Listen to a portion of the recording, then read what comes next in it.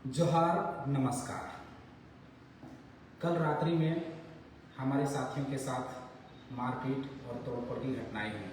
आप लोगों ने सोशल मीडिया के माध्यम से देखे होंगे, जहां हमारे स्टार प्रचारक, हमारे साथी, हमारे पदाधिकारी जहां ठहरे हुए थे, उस गेस्ट हाउस में तोड़फोड़ की गई। तोड़फोड़ के साथ में डराने धमकाने के प्रयास की गई, उसके साथ में बदसलूकी की गई, मारपीट की गई। मैं सरकार से पूछना चाहता हूँ, मैं यहाँ के प्रशासन से पूछना चाहता हूँ, मैं यहाँ के पुलिस से पूछना चाहता हूँ, यहाँ के थाना प्रभारी से मैं पूछना चाहता हूँ, यहाँ के सरकार से मैं इसलिए पूछना चाहता हूँ कि क्या लोकतंत्र में चुनाव लड़ने का अधिकार केवल पक्ष को है, विपक्ष को नहीं है? क्या लोकतंत्र में केवल निर्वाचन आयोग कहा जाता है कि स्वतंत्र है? क्या लोकतंत्र में निर्वाचन आयोग स्वतंत्र है? यदि अगर स्वतंत्र है तो फिर इस तरह का घटना क्यों? और अगर इस तरह की घटना हुई तो उस पर कार्रवाई क्यों नहीं? आप लोगों ने सोशल मीडिया के माध्यम से देखे होंगे कि कल हमारे गेस्ट हाउस में कुछ गुंडे आए और हमारे साथियों को धमकाया गया।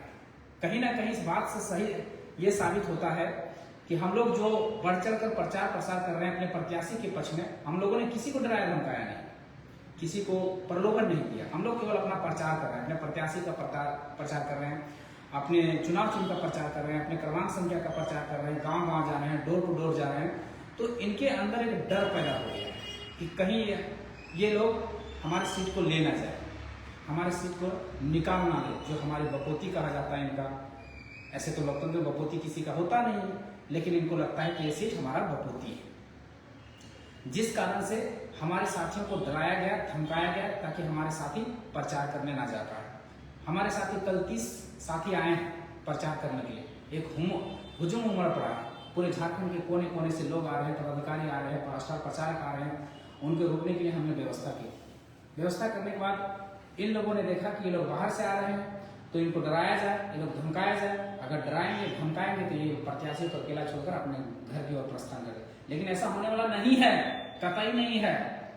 हम लोग यहाँ चुनाव लड़ने के लिए आए हैं और दमखम से चुनाव लड़ने के लिए आए हैं। हम लोग को किसी बात का डर नहीं है, किसी बात का भय नहीं है। हम लोग चुनाव प्रचार करेंगे, चुनाव एकदम मजबूती से लड़ेंगे, रिजल्ट कुछ भी हो, लेकिन हम लोग झुकेंगे नहीं। लेकिन हाँ, सवाल प्रशासन पर जरूर खड़ा होता है, सवाल निर्वाचन आयोग पर खड़ा जरूर होता है, सवाल सरकार पर खड़ा जरूर होता है। क्या लोकतांत्रिक देश में दूसरा व्यक्ति को चुनाव लड़ने का अधिकार नहीं है? यदि है तो फिर हमला क्यों? आप निष्पक्ष तरीके से चुनाव लड़िए ना, जैसे हम लोग लड़ रहे हैं।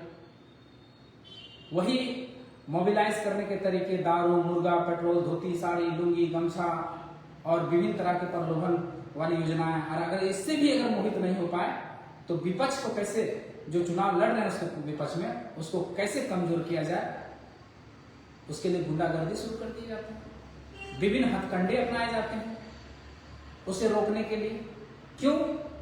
एक आम नागरिक से, एक आम प्रत्याशी से, एक आम आदमी के पार्टी से इतना डर क्यों? डर इसलिए शायद है कि कहीं हम जो 15 सालों से 20 सालों से यहाँ राज कर रहे हैं, मुफ्त राज कर रहे हैं, कहीं ये उस सीट को ले ना जाए, ये डर।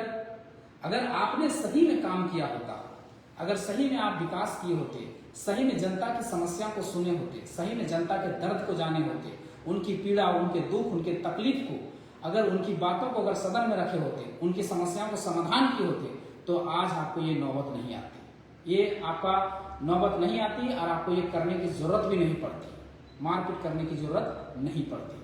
और दूसरी बात देखिएगा, कितना निंदनीय, कितना घटिया विषय है कि जब हमारे पार्टी के संयोजक बनकर आए हैं देवेंद्र नाथ महतो जी, जब वो वहां पर उस समय उपस्थित थे, उस समय वो थाना प्रभारी को फोन लगाते, तो थाना प्रभारी का उस समय उत्तर क्या आता है कि अभी नहीं, हम बिहान सुबह देख लेंगे, और अगर अभी आए तो आप लोग मुश्किल में पड़ जाएंगे। अरे भाई, हम क्यों मुश्किल में पड़ जाएंगे भाई?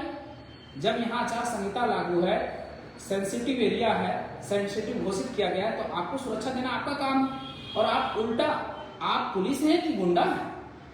कहीं आप गुंडा तो नहीं है? सरकार का तो आप गुंडा का रोल कर रहे हैं कि हम आएंगे तो मुश्किल में पड़ जाएंगे। तो इससे यह साबित होता है कि पुलिस आने पर आदमी को सुरक्षा महसूस होता है, और आप कह रहे हैं कि हम आएंगे तो मुश्किल में, मतलब आप भय पैदा करना चाहते हैं। इसका मतलब भय किससे पैदा होता है? गुंडा से पैदा होता है, आतंकवादी से पैदा होता है, माओवादी से पैदा होता है। इसका मतलब आप आतंकवादी, आप माओवादी या आप तो गुंडा है।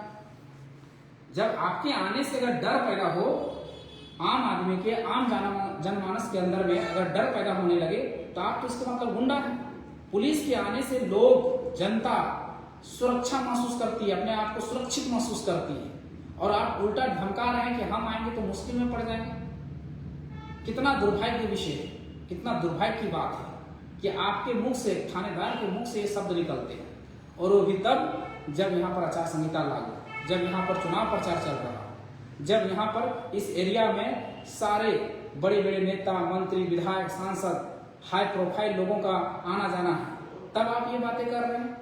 क्या अगर यही घटना बीजेपी के कार्यालय में या फिर अन्य पार्टियों के कार्यालय में, जो बड़े बड़े पार्टी हैं, बड़े बड़े नेता हैं, बड़े बड़े मंत्री हैं, बड़े बड़े विधायक हैं, अगर उनके यहाँ ये हमला हुई रहती, तो क्या आप यही जवाब देते जो जवाब आपने रात को दिए थे?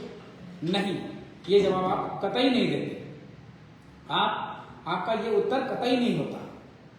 हम लोग, हमारा क्या है कि हम लोग को कमजोर समझ रहे, इसका मतलब नहीं।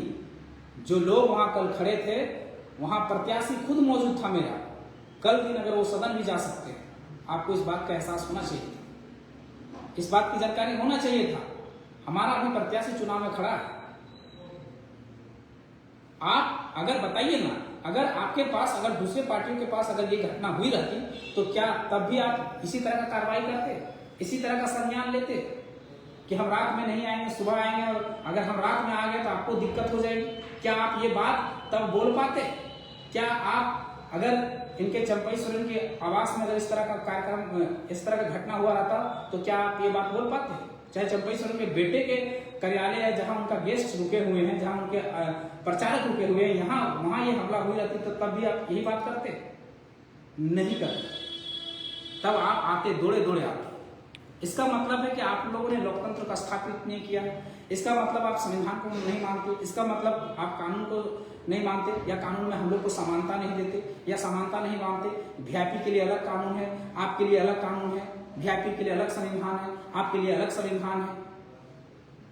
वीआईपी के लिए अलग लोकतंत्र है, हमारे लिए अलग लोकतंत्र है। ये तो आप एक अलग तरह का संविधान लिख रहे हैं, एक अलग तरह का कानून लिख रहे हैं।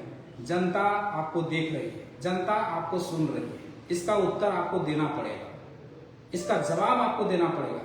और घाटशिला के वासी, घाटशिला विधानसभा के जितने भी जनता इस बात को सोशल मीडिया के माध्यम से देखे होंगे, जाने होंगे, समझे होंगे, तो आप लोग गांठ बांध लीजिए। सोचिए, जो आदमी चुनाव के टाइम में ऐसे हरकतें करा सकता है, जो सरकार चुनाव के टाइम में ऐसी हरकतें करा सकता है, तो चुनाव खत्म होने के बाद ये लोग क्या करते हैं, किस तरह का शोषण करते होंगे, किस तरह का जुल्म करते होंगे, आप सोच के सकते। तो इसी रवैये के खिलाफ आप लोग को वोट करना है। वोट हमारे जेल कैंप के प्रत्याशी रामदास मुर्मू, जो निडर होकर लड़ रहे हैं, उनको वोट करिए। कैची छाप क्रमांक संख्या 5 पर वोट करिए, और वोट करके सरकार को चोट करिए। सरकार को जता दीजिए, बता दीजिए कि गुंडागर्दी अब यहाँ नहीं चलेगा।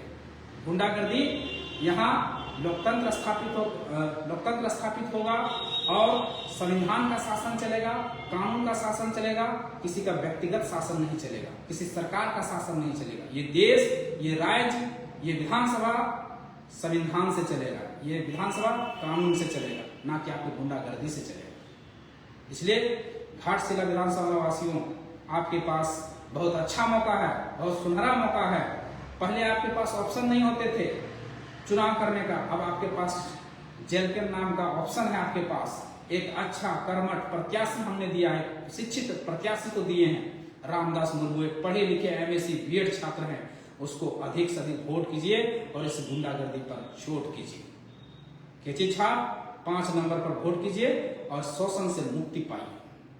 अगर हमारा प्रत्याशी जीत कर आते हैं, तो उन पर मजबूती से अपनी बातों को सदन में रखेंगे। और जो जुल्म होगा, जो शोषण होगा, जो गरीब गुरुआ पर, असहाय पर, लाचार पर, मजबूर पर जो कोई भी शोषण करेगा, जुल्म करेगा, इस तरह का पुलिसिया कार्रवाई करेगा या इस तरह का गुंडागर्दी करेगा, उस पर हमारे रामदास मुर्मू जब विधायक रहेंगे तो बुलंदी से अपनी बात को सदन में रखेंगे और इस तरह का शोषण होने से आप लोग को बचाएंगे।